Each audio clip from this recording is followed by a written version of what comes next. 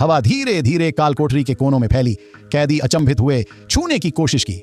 Anthrax बीजाणु गर्मी से पिघले, पर वायरस ने त्वचा को क्षतिग्रस्त किया। घाव कोयले की आग जैसे बढ़े।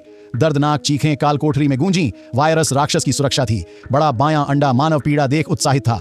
जल्द ही संक्रमित लोग मर गए। केवल कुछ बचे जो बीजाणुओं के संपर्क में नहीं आए।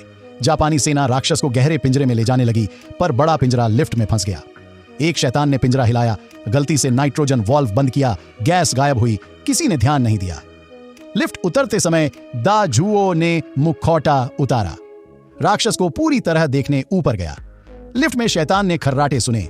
मुड़कर देखा तो बीजाणु गायब थे।